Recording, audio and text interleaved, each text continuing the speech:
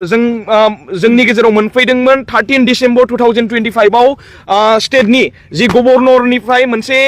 जुडिशियेल इनकुवेरिनि मोनसे नटिस होदों बेखौ आं नोंथांमोननि गेजेराव आं दिन्थिबाय नै जुडिशियेल इनकुवेरिनि मोनसे नटिस बियो आरो बेजोंनो लोगोसे मैयायो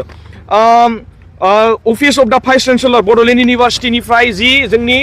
रेजिस्टार बे रेजिस्टारखौ जि लोब्बा दङ होननानै बिथांखौ रिलिज होदों बियो बड'लेण्ड इउनिभार्सिटिनि आरो बेजोंनो लोगोसे नैबे जोंहा क'क्राझार इउनिभार्सिटिनि दैमासा दिब्रां मुसाहारि सार बिथांखौ रिलिज होदों दा बिथांमोना जोंनि मुभमेन्टआव 1% बिथांमोना कन्ट्रिबिउसन गैया 1% बिथांमोना जगदान गैया आरो 1% बिथांमोननिफ्राय जोङो इनिशिएटिभ जोंनि बे बिग्रायनायाव बिथांमोनखौ जोङो कुनु प्रजेक्टआव जोङो इनिशिएटिभबो लायाखै बिथांमोननि जोङो कन्ट्रिबिउसनबो लायाखै बिथांमोना जोंजों इनक्लुसिभबो गैया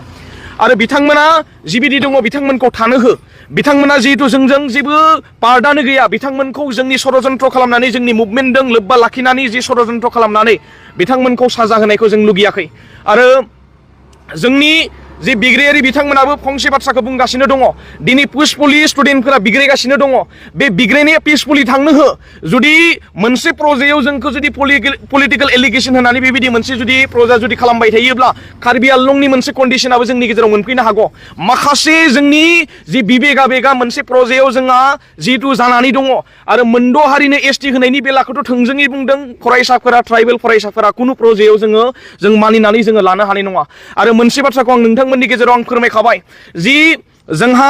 जिहेतु सानै रेजिस्टार बे सानै रेजिस्टारखौ जोंनि मुभमेन्टजों कुनु प्रजेक्टआव 1% बो इनक्लुसिभ खालामनाङा बिथांमोनखौ बिथांमोननि बायदियै बिथांमोनखौ थानो हो आरो माबा मोनसे इनभेस्टिगेसन खालामनानै जुदि माबा मोनसे जुदि प्रुफ मोनोब्ला बिथांमोनखौ रिलिज होनायाव जोंहा जेबो बाजानाय गैया आरो थोंजों खोथाया बेनो जिहेतु बिथांमोना जोंजों 1% बो बिथांमोना जिहेतु लोब्बा गैया बिथांमोना जोंनि मुभमेन्टजों जेबो लोब्बा गैया स' बिथांमोनखौ जोंनि मुभमेन्टजों सरजाबनानै बिथांमोनखौ साजा होना बेबायदि एलिगेसन लागायनो नाङा हारि आरो थामोनथानि मोनथायनि थाखाय सोमावसारनायाव बेबायदि जोंखौ षड़यन्त्र खालामनाङा बिनिख्रुइ गाज्रि थासारि जागोन बिनिख्रुइ बांसिन सोमावसारनाय जागोन आरो नोंथांमोननि निउस मिडियानि गेजेरजों जों बुंदों आरो बेखौनो जों बुंदों जोङो पार्टिकुलार गभर्नमेन्ट सोरनिबा एगेन्स्टआव नङा सोरनिबा जोङो लिडारफोरनि एगेन्स्टआव नङा जोंनि एगेन्स्टआनो जाहैबाय जोंनि जि बिग्रायनायानो जाहैबाय मोनद' हारिनि एसटिनि जि होनायनि एगेन्स्टआवसो जोंनि बिग्रायनाय बेखिनिखौ आं थोंजों फोरमायहरबाय नै बेयाव मोनसे गाबगानाय बे डिसिजनखौ नायदो बे डिसिजनखौ जों कुनु प्रजेक्टआव फरायसाफोरा दाथ' नै जोङो हमनानै ला जोङो 10 जन 15 जन मानसिजों दिनैनि मैयानि जि मोनसे नटिस जि अर्डार मोनदों बे नटिस अर्डारखौ जों टटेलि जों कन्डेम खालामदों बिनिख्रुइ हाजार स्टुडेन्टआ जुदि कन्डेम खालामगोन आरो बेजोंनो लोगोसे रेलि खालामगोन आरो बेजोंनो लोगोसे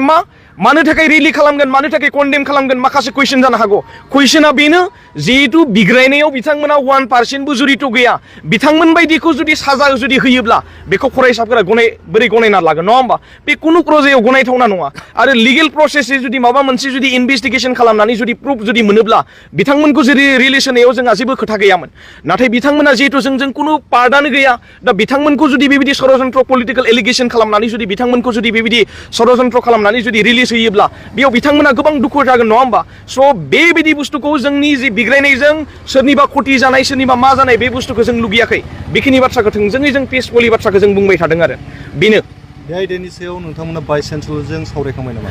बे आयदानि सायाव नायदो जिहेतु 13 बेयावहाय मेनसन खालामनाय दङ जिहेतु 13 डिसेम्बराव गभर्नरनिफ्राय जिहेतु जुडिशियेल इनकुवेरिनि मोनसे कमिटि दानानै होदोंमोन नङा होमबा कमिटि दानानै इनकुवेरिनि मोनसे नटिस अर्डार होदोंमोन स' जेबो इनकुवेरि गैया जेबो प्रुफ गैया थ' बेबायदि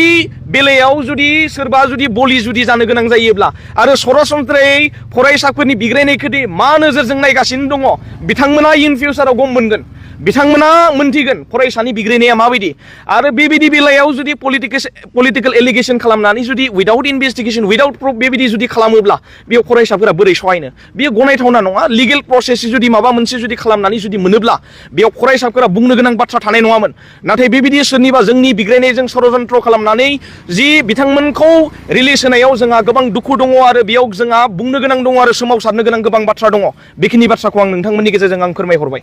दायो